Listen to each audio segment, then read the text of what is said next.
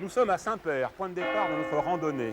Mais n'oubliez pas, avant de quitter cette splendide église gothique du XIIIe siècle, de lever la tête jusqu'au pignon pour découvrir la rose qu'il décore.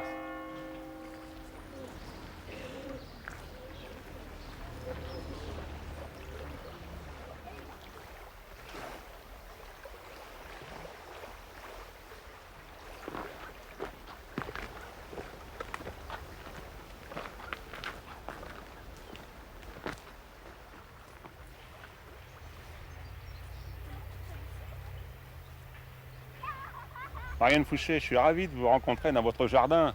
C'est un jardin merveilleux que vous avez sur le bord de la Cure et un peu exceptionnel quand même ce jardin.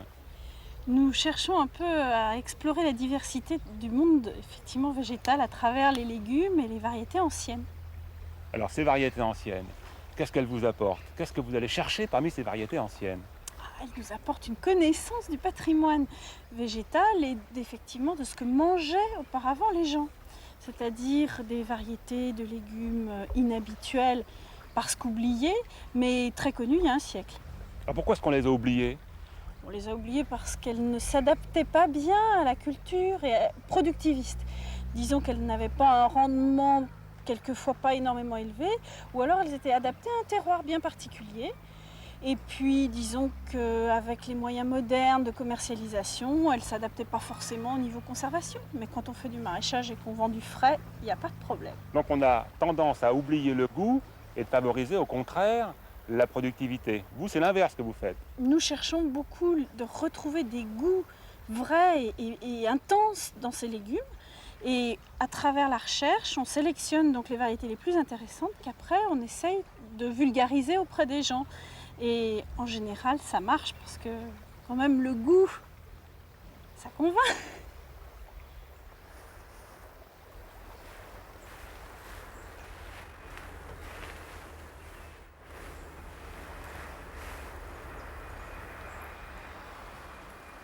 Nous avons choisi pour rejoindre Vézelay d'emprunter un petit chemin de pêcheurs en direction d'Aquin.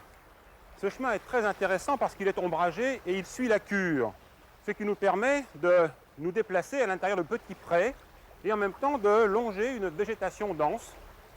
On trouve du frêne, on trouve des vernes, on trouve des saules, on trouve aussi des peupliers. C'est en tout cas une région très très chouette, c'est une région très sympa, à condition qu'il fasse chaud, vous y rencontrerez là l'humidité et l'ombre dont vous avez besoin. La Cure est pleine de trésors. Je suis parti à la recherche de moules, nous en parlerons tout à l'heure si j'en trouve de vivantes, et je viens d'apercevoir une écrevisse qui vient de rentrer en marche arrière dans son trou. Alors je vais essayer de l'attraper.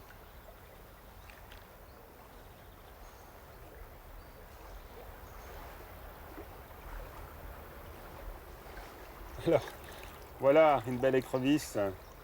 Alors elle a de jolies pinces et elle sait s'en servir. C'est un petit animal dont la pêche est extrêmement réglementée, heureusement, parce qu'on l'a beaucoup trop chassé, si je peux dire. Je peux presque dire de la chasse, parce que vraiment, là, ça ne correspond pas à de la pêche. C'est un animal qui, bien entendu, a peut-être été réintroduit parce que je croyais que dans cette rivière, elle avait disparu. Alors, c'est quand même un signe plutôt favorable d'une qualité d'eau, bon, plutôt supérieure. Eh bien, tant mieux, c'est bon signe. Peut-être que nous trouverons des moules, puisque c'est en fait ce que nous sommes venus chercher ici. Alors, je vais la relâcher, vous allez la voir sur ma main. Elle fait de la marche arrière pour fuir.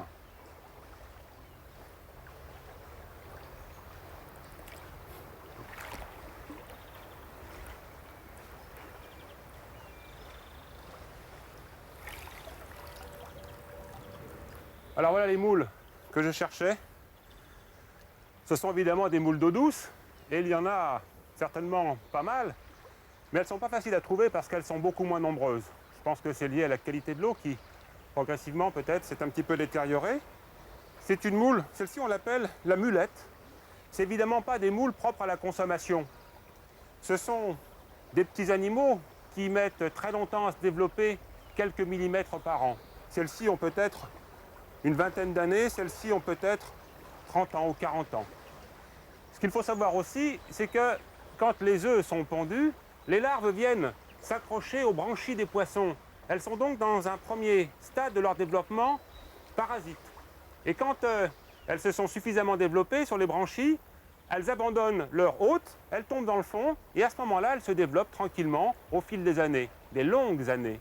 Mais il existait aussi, autrefois, je pense qu'aujourd'hui on n'en trouve plus, des moules perlières. Savez-vous que les perles, les jolies perles que vous trouvez sur les colliers anciens étaient surtout fabriquées, réalisées à partir des perles tirées de ces moules perlières.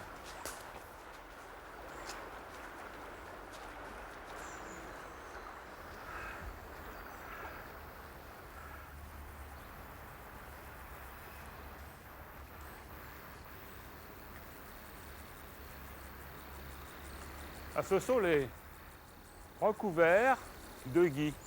Vraiment, il y en a beaucoup. Alors c'est vrai qu'on prétend que ce gui est un parasite. Quand il est nombreux sur l'arbre, il arrive par succion à l'épuiser. Mais l'hiver, quand l'arbre a perdu ses feuilles, le gui a gardé les siennes et il continue à fonctionner selon les principes de la photosynthèse. Ce qui fait qu'à ce moment-là, il réinjecte dans l'arbre des produits de cette photosynthèse. Il est donc utile à l'arbre pendant l'hiver.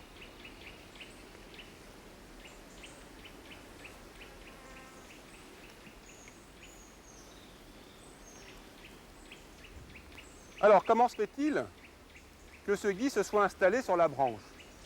Les grives au mois de janvier et au mois de février sont très gourmandes et le gui a des fruits mûrs, tout blancs. Elles viennent manger le fruit, elles le digèrent, sauf le noyau qu'elles rejettent avec leurs excréments. Elles font leur crotte sur la branche, dans la crotte le noyau, ce noyau se libère et il se colle sur la branche parce qu'il est entouré d'une petite pellicule extrêmement gluante. Les grives s'en vont et le gui va se développer. Voilà un peu comment ça se passe, mais rappelez-vous, autrefois nos ancêtres les Gaulois, le 6e jour du mois lunaire, c'était une grande fête, les druides allaient cueillir le gui. C'était une cérémonie qui rassemblait tout le village, il y avait des sacrifices et ça se terminait par un splendide banquet.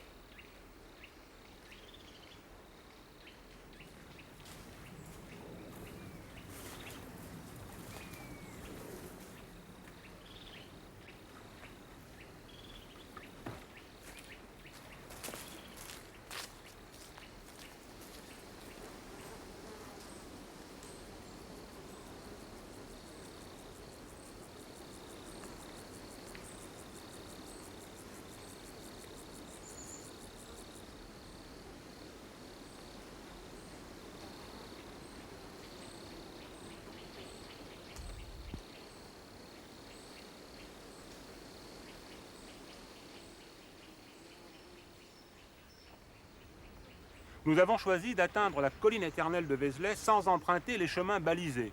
Nous avons quitté la cure à la hauteur d'Aquin et c'est précisément dans ce petit village que part le chemin sur lequel je me trouve. Nous sommes là environ à 30 minutes des terrasses de la basilique.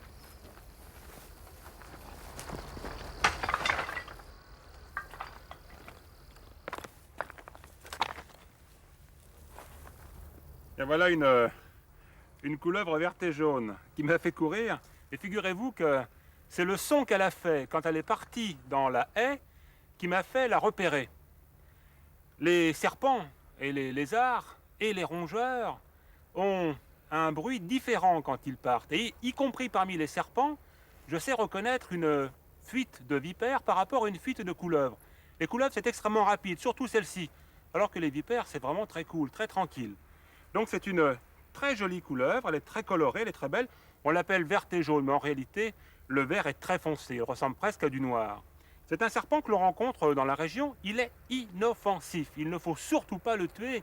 Il est très tranquille dans le sens où, vous avez vu, je suis passé à 2 mètres de lui, il a préféré fuir. Il était loin là d'être dangereux ou agressif. Mais dès qu'on l'a manipulé, dès qu'on l'attrape, eh bien on le dérange, alors il se défend, alors il a tendance à mordre. Alors le mieux, c'est de lui fiche la paix. C'est un petit serpent qui se nourrit de rongeurs, qui se nourrit de lézards. Est-ce que vous l'avez repérée? Est-ce que vous la voyez bien dans l'herbe? Je vais maintenant la lâcher et c'est seulement quand elle fait un mouvement que le prédateur est sûr de son coup. Si elle reste immobile, il ne la voit pas ou avec beaucoup plus de difficulté. Attention, vous êtes prêts?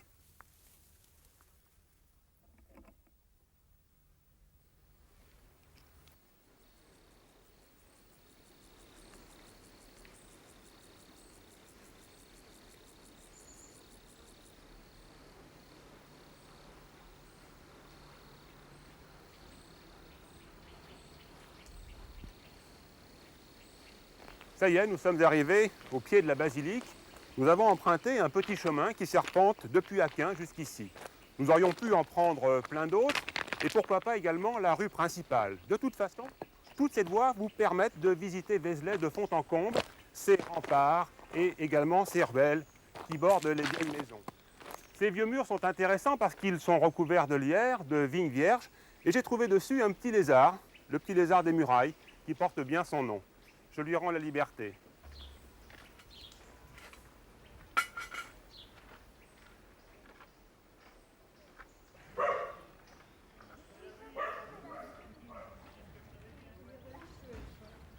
Dans le village, la plus belle promenade qu'on puisse faire, c'est l'hiver quand il a neigé. Parce que Vézelay a très peu d'habitants. Et quand il n'y a absolument personne le matin et qu'il a neigé toute la nuit, et qu'il y a ce tapis blanc devant la basilique, sur l'esplanade, et puis sur tout ce paysage, un tapis blanc où juste les arbres se détachent en noir, c'est absolument extraordinaire. Je crois que la force de Vézelay, c'est une force intérieure que l'on ressent, qui d'ailleurs pour certaines personnes est presque agressante, je dirais. Mais c'est un endroit qui ne laisse pas du tout indifférent. C'est un endroit très lumineux, mais surtout très fort, avec beaucoup de force tellurique, au point qu'il y a certaines études qui disent que ces sites du chemin de Compostelle et des sites de pèlerinage n'étaient pas bâtis, je dirais, à la légère, mais plutôt sur des sites qui avaient une histoire non seulement ancienne, druidique, mais aussi des endroits de force. Donc c'est vrai qu'il y a toute la lumière vézulienne, des ciels extraordinaires, des paysages immenses sur le Morvan, mais il y a surtout cette force, je crois, qu'on ressent et qui en plus est entretenue par les vieilles pierres.